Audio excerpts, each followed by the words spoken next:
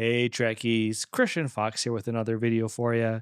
Today, I want to talk all things Geordi La Forge and his visor and explain what the heck it is and how it works. Well, at least as much as possible for a device that isn't real.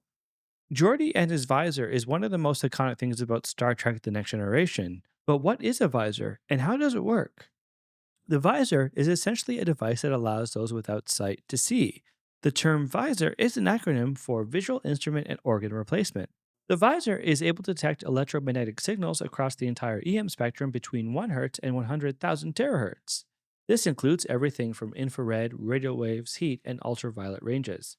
The visor sends these signals to the human brain through neural implants. This is done via delta compressed wavelengths, which I'm assuming is super obvious to everyone because I know exactly what they are and use them all the time.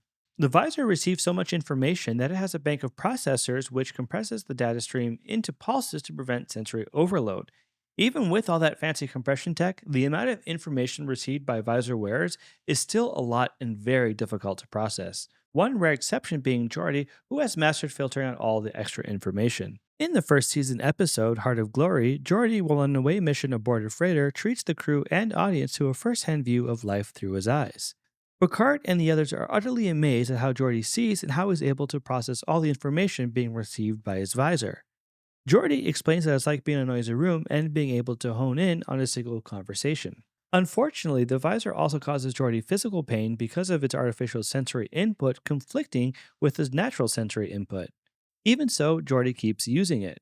In fact, Geordi is so much of a trooper that he even goes so far as declining Dr. Crusher's offer to dampen the pain because of its potential impact on the visor. Because of the incredibly advanced technology found in the visor, Geordi can detect things that are usually undetectable. In one instance, while on Farpoint Station, Geordi is able to detect that the outpost was not constructed with standard Federation materials. In another instance, while trapped on a planet, Geordi is able to detect a Class 3 probe with a neutron beacon by connecting his visor to a tricorder, saving him and his Romulan counterpart.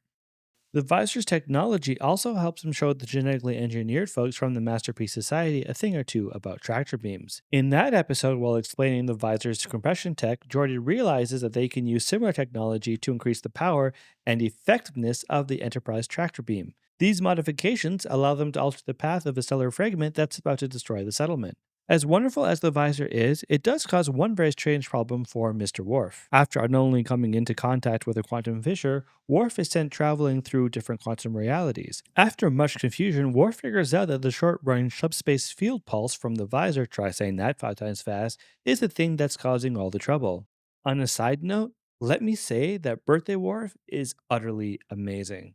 Likely frustrating the good security officer even more were some security issues caused by Geordi's visor. In one of my favorite episodes, In the Mind's Eye, Geordi is kidnapped by Romulans.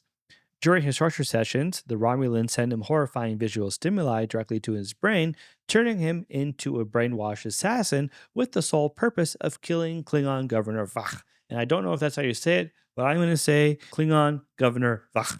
Once back on the ship, his visor receives E-band emissions from an unknown source controlling his actions. Turns out it's the traitor's Klingon ambassador Kel.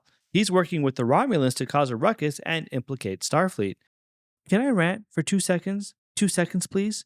My issue with this whole episode is that Worf, the chief of security, doesn't figure any of it out, and instead it's Data who puts the plot together.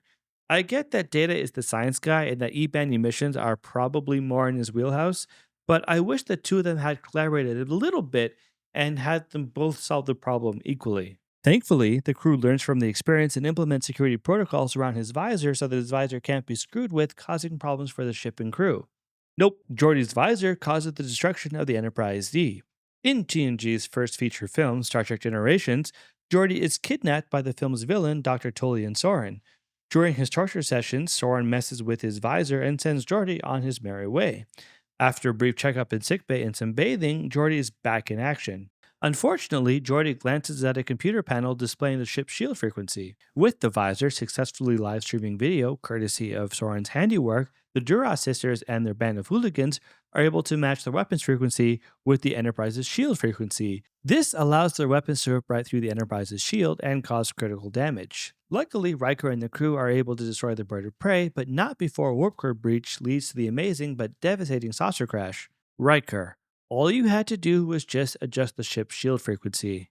I love you, but come on. Although never addressed on screen, the security issue is explored in the novel The Insolence of Office. In that story, because of the security risks, Geordi is ordered by Admiral Hayes to remove the visor if he wants to stay on the Enterprise. Geordi, agreeing, undergoes surgery for his ocular implants first seen in Star Trek First Contact. All the security issues aside, the visor is an amazing piece of technology and really adds to the iconic nature of Geordi La Forge and TNG overall.